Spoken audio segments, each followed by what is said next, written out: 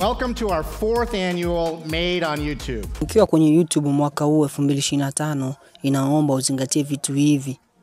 We're focusing our investments across 3 key areas: creation, connection, and business. Hakikisha umesubscribe video hii, angalia mwanzo mpaka mwisho. Ni short video, sio ndefu sana, nitakuelekeza machache tena kwa haraka sana. Kwenye kikao cha mwisho ambapo YouTube walikuwa kitambulisha features mpya ambazo au updates mpya ambazo zimewekwa kwenye YouTube, kulikuwepo na update ya kuwepo kwa VO3 kwenye YouTube ambayo itakuruhusu kutengeneza short video. Pia kulikuwepo na zingine nyingi siwezi kuzitaja zote, lakini nakwenda kukuambia kitu ambacho kinaweza kusababisha wewe ufanikiwe kwenye YouTube na kitu ambacho unatakiwa uzingatie ili uweze kupata kipato kizuri kwenye YouTube. Kwenye kikao cha mwisho YouTube walisema kwamba wanazingatia kwenye engo 3 kuu, ikiwa ni creation, connection pamoja na business. Maana yake ni kwamba watakuwa wanalenga sana katika mambo hayo matatu.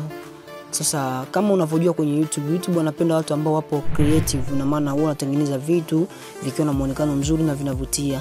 Ukitaka kufanikiwa kwenye YouTube, hakikisha kwanza unazingatia cha kwanza video yako umeedit vizuri, sauti imekaa vizuri. Cha pili, zingatia thumbnail iwe ni ya kuvutia, inavutia macho. Cha tatu, zingatia title yako iwe inaeleweka na iwe na uwazi. Inaweza kuwa ndefu lakini sio vizuri, iwe short tu na itaweza kueleweka. Unajua title na thumbnail ndio vinatakiwa vipatani. Maneno ambayo utaweka kwenye title na ambayo yatakuwa kwenye thumbnail inabidi yawe kama yana uwiano fulani hivi. Itazidi kuvuta macho ya watu na tamaa mtu aweze kutazama video hiyo. Kwa hiyo ukitaka kufanikiwa kwenye YouTube, uzingatia uwe creative, fanya kazi ukiwa na malengo. Unajua sometimes tunafanya vitu tukiwa tunachukulia platform hizi za mchezo, kiwa wenzetu wanachukulia hii kama business. Hebu ifanye YouTube kama kazi yako ambayo unaifanya kila siku. Hebu heshimu YouTube kama ambavyo unaheshimu kibarua kingine.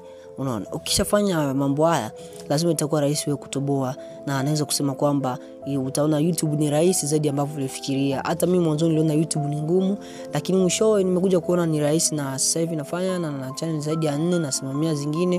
Kwa hiyo unaweza kuona sasa hivi nimekuwa na urahisi mwingi sana kwa sababu nimeshaelewa na nimeshatoa muda wangu kwa ajili ya YouTube. Na pia hakikisha kama usubscribe kwa sababu tutatoa video nyingine ambayo nitaelekeza zaidi ya kuhusiana na updates mpya za YouTube.